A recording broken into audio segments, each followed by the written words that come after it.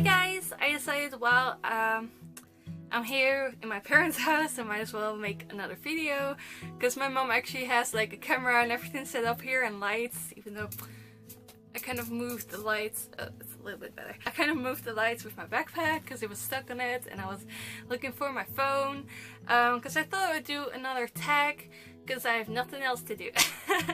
And this is the reader problems tag. It's really old. I might have done it once, I am not sure, but it was just one of the first I found and it sounded interesting, so that's why I might have done it before. But anyway, I think I saw some other people doing them again as well, so I just thought I would do this one. Question number 1. You have 20,000 books on your to-be-read pile. That is actually true. How in the world do you decide what to read next? This is actually really difficult for me because I have to be in the right mood to read a book. Sometimes I can be really excited about a book, but if it isn't the right time for me to read it, I can't read it because then I won't enjoy it. So I've learned to just let it go when that happens and just read something else. Usually I just stand before my bookcase and either I like hear about other people reading a book, or I see it like on booktube videos. I'm like, oh, I really want to read that, and it gets me excited, so I read that book. Or it's a new book that I read. I'm really bad at that, like just reading a few of the new books that I buy and then not reading old books. Sometimes I feel like a genre and I just look at my bookcase, pick something out, and if it like speaks to me, if it feels good, then I start reading it. And if it doesn't, sometimes I just have to like pick out 5 books, read the first 2 pages, and I'm like, no, not right now, this isn't working for me, and then I pick another one. So with me it's kind of like just grabbing something and hope it's good. And I should probably have a few books that I'm like, I want to read these as soon as possible when it feels right, because there are a few books that I want to read for ages, but I just kind of forget about them or just don't get to them. And yeah, I do want to read them. So this might be a good way to read them. I might make like a list of TBR books that I've had for ages that I should read. If I do that, I'll let you know which ones they are. Question 2. You're halfway through a book and you're just not loving it. Do you quit or are you committed? I've almost never quit a book. There are a few that I have. Most of them were for school that I had to read them. And it doesn't mean that the book is bad or anything. There were a lot of classics that I started, never finished. It's just because we didn't get enough time and there was a lot of pressure behind it, and then I just can't enjoy the book if I have to read it within 2 days. You know, I can't enjoy it, which is really bad as well because I had to read them for a course. Still managed to like finish those courses to pass them, but some of the books, yeah, I didn't finish. Usually you have to write an essay on like 1 or 2 of the like 10 books that you have to read, so I just wrote those on the books that I did finish. Yeah, and some of them, like I usually don't finish them after that. I'll just have to start over again someday. But there were like a few books. One of them that I think I've mentioned before is 50 Shades of Grey. That was just so horrible. First of all, it's just not my type of book, but all the little ploys that she used to get you really interested in Christian or something, I don't know what his name is, like the weird, creepy, pervy guy, to get you like really interested into him, and ooh, he's so mysterious, and ooh, I like him, he's bad but good. You know, they were so obvious. Maybe it's just because I read a lot and I actually write myself, but to me, the plot devices that she used was so like in your face obvious that it just completely destroyed the book for me. It's like watching a movie and seeing like cameras and people walking past who are like, I don't know, delivering scripts or something. It just didn't work for me. But usually, I forgot the rest of the question, but usually I just go through it and read it, or I just put it aside and read like 1 or 2 other books, and then when I'm back into the mood, I finished the first one. But that does mean that there are like 7 or 8 books that I'm reading, but it might just be the books that I never finished, because I probably have to read them again if I ever want to finish them, because it's been ages. 3. The end of the year's coming. Well, not really, but it's just passed, so I'll just put my mindset back to December. And you're so close but so far away in Goodreads reading challenge. Do you try to catch up, and how? I actually do. I try to catch up just by if I have the time, by reading as many books as I can, to just prioritize reading, maybe not watch a TV show, or maybe not go shopping for stuff I don't need, and just go read. Sometimes I pick like a bit thinner books, not always. Sometimes I still read huge books. I do like to pick books that I know I'm gonna read fast, like one of those, you know, those easy, fun, usually young adult light reads. I really like those. It's a really broad genre, but yeah, books that I know I'm gonna read fast and really enjoy. I usually try to catch up, but sometimes I just lower my challenge or accept it. Sometimes it's just not meant to be, but I do try and catch up. Covers of a series you love do not match. How do you cope? Sometimes I'm like, let it go, just accept it. It's about the story, not the way it looks on your shelf, but sometimes I swap books. For instance, I had like this, the Mistborn series, I had like the new white covers, like the big white ones. I had the first book like that, and I read that version. And then I want the second book, but it was like really expensive if I bought the white version, and really cheap on Amazon Germany if I bought like the little pocketbook version, which was completely different in size and style and everything. But then, yeah, I ended up buying like the set of all three books in the same version, and I just gave the big one away to my dad. That's really handy that my dad reads a lot as well, and has the same interests as I do, because I can just shove off books to him, so I don't have to feel that bad. But yeah, with some books I just buy them again. Some just break my heart if they don't match, and some I just learn to accept it. With most I've learned to accept it.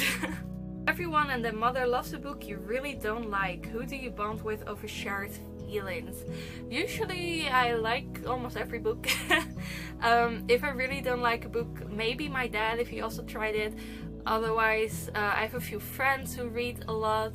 And you guys on BookTube, or in the comments, or like comments on other videos, or maybe on Goodreads, I just read other people's reviews who don't like it or don't want to read it, or usually I actually to be honest, that almost never happens. If I don't like a book and everyone else loves it but I don't like it, I just don't read it.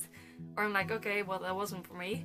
Yeah, I don't really care that much if other people like it and I don't. Maybe I'll be like, okay, I have no idea why you like this or what's wrong with me, but I don't really think about it too much and just go to the next book. You're reading a book and you're about to start crying in public. How do you deal? I've actually had this problem yesterday. It wasn't in public, but it was downstairs and my parents were there, and I was just reading, and it was so beautiful. It was Air of Fire, and it was just this bit where an orchestra, this isn't really spoiler, but starts playing Stuart and Sons, and it's really meaningful, and it broke my heart. It was so beautiful, and I was just like, don't cry, because your parents already think you're a weirdo. They wouldn't really have cared, but I didn't want to, I don't know, cause a scene or anything. Or maybe they would think that something was wrong with my anxiety or something, but I was just like, keep it in. Conceal, don't feel. I don't know, I just managed not to cry, but I have cried, I think, a few times. Like, when I'm alone, I often cry when I read books, but in public, I usually just kind of like manage to do it like that. And then just power through. Blink your eyes and look up and just try not to cry. Or just keep reading and hope that you get sucked back into the story and don't have to cry. 7. A sequel of a book you love just came out, but you've forgotten a lot from the prior novel. That happens all the time. I wish there was a website that just had really great summaries of books. I've thought about starting it myself, but I'm just too lazy to write that. If any of you know a series, like a website like that, please tell me, because I need one. Because you can get summaries, but never like complete summaries with the ending and everything. I need those. But anyway, will you reread the book, skip the sequel, try to find a synopsis on Goodreads, cry in frustration? I would never skip the sequel, maybe like for a small period of time, because I don't feel like rereading the first book yet. But I will never skip it because I don't feel like rereading it. I will cry in frustration a lot. I'll try to find reviews or like synopsises, I mean, but you can almost never find them. Good ones. Sometimes I just reread like the last chapter. That's actually really handy because they usually kind of like wind things up. So sometimes they talk about what happened in the book, or maybe just reading those last 1 or 2 chapters kind of refresh your memory. But with some books I just reread the entire series sometimes to read the last book, and occasionally I'll just power through like the sequel or 3rd book or something and hope that it all comes back to me. But yeah, usually I just reread them. 8. You do not want anyone borrowing your books. How do you politely tell people nope when they ask? Luckily, not a lot of people ask me to borrow my books. Sometimes I just kind of gloss over it, like, oh yeah, maybe someday, or something like that. Basically, I have only a few friends who I do borrow my books to, but they are really careful with them, and they all love books themselves, so they will be careful with them. Some books that kind of go round and round just end up really looking worn, but sometimes that's also kind of okay because it looks loved.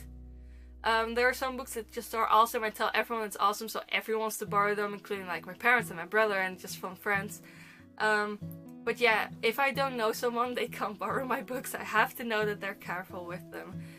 Or it has to be a book that I don't really care that much about, but that almost never happens. It actually has happened that I told someone, like, actually I'm really careful with my books. I read them so carefully and I really want them to stay in mint condition, so I'd rather not lend it to you. I'm so sorry, but you know, it might be better if you lend it from someone else. Also because it probably doesn't really feel that nice if you know that someone, if you borrow a book from someone and you know that they want it back in pristine condition. I would probably be really nervous reading that. Even though I like books in pristine condition, I would be really nervous reading them.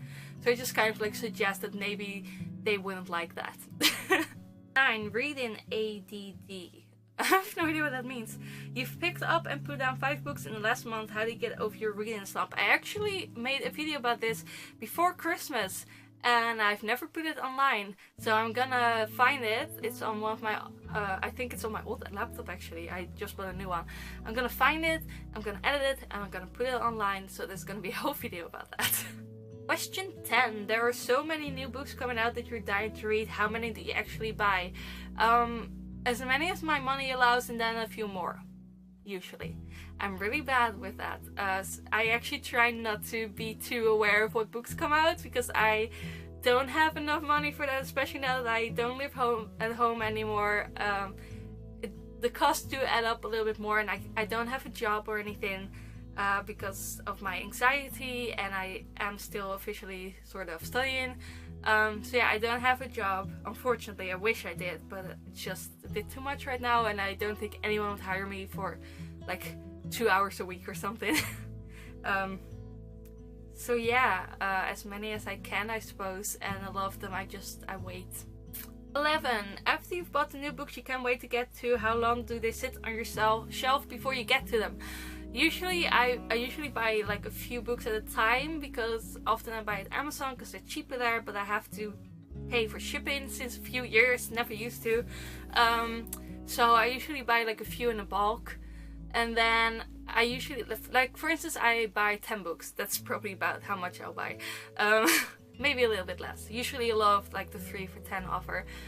So let's say I buy 10 books, I probably read like 4 of them immediately, and probably like 1 or 2 of them in the next month or 2, and then some of them just end up on my shelf and it takes ages and ages and ages before I read them. That's usually how it goes, and that's why I need to find a few books that I have had for ages and do want to read, and just put them on a pile and just read them. That was the reader problem tag. I hope you liked it. I'm gonna just tag all of you. If you're watching this and you're looking for a video, it's an old one. I think it's from like 2000, what was it, 14? 2014. It's an old one, but still relevant, and it was fun to do. So yeah, I will see you soon with another video, hopefully at my own house, because hopefully they will have stopped making that horrible noise. I don't think I explained in this video, but we have new neighbors, and they're doing something to their house, and it's making so much noise, and it lasts the entire day, and it's driving me insane, and it's actually making me really anxious when I hear it, because it's like this constant drilling noise for hours at an end, and it's, oh, it would drive anyone insane, but I get really panicky as well. So I'm here in my parents' house, which also kind of still my house, but because I still have my room and I still officially live here, I sort of do. So yeah. What was I saying? Probably bye. If you haven't subscribed yet, please do. You'd make me really happy, and most of all, I love reading your comments. So if you want to say something about these questions, maybe your own answers or something, let me know and I will read them, and I will see you soon. Bye!